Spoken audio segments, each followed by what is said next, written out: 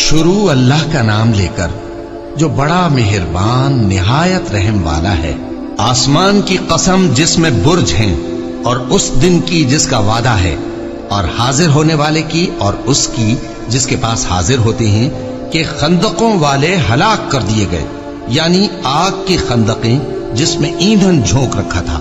جبکہ وہ ان کے کناروں پر بیٹھے ہوئے تھے اور جو ظلم وہ اہل ایمان پر کر رہے تھے ان کا نظارہ کر رہے تھے، اور ان کو مومنوں کی یہی بات بری لگتی تھی کہ وہ اللہ پر ایمان لائے تھے جو غالب ہے، سب خوبیوں والا ہے، جس کی آسمانوں اور زمین میں بادشاہی ہے،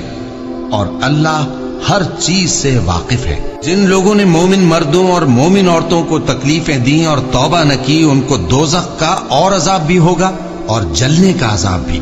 اور جو لوگ ایمان لائے اور نیک کام کرتے رہے ان کے لیے باغات ہیں جن کے نیچے نہریں بہ رہی ہیں، یہی بڑی کامیابی ہے۔ بے شک تمہارے پروردگار کی پکڑ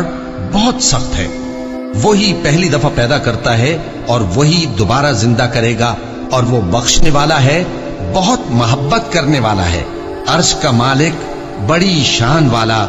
جو چاہتا ہے سو کر ڈالتا ہے۔ بھلا تم کو لشکروں کا حال معلوم ہوا ہے، یعنی فرعون اور سمود کا؟ اصل بات یہ ہے کہ کافر مستقل جھٹلانے میں لگے ہیں، جبکہ اللہ بھی ان کو ہر طرف سے گھیرے ہوئے ہے۔ یہ کوئی معمولی کلام نہیں، بلکہ یہ قرآن عظیم الشان ہے، لوح محفوظ میں لکھا ہوا۔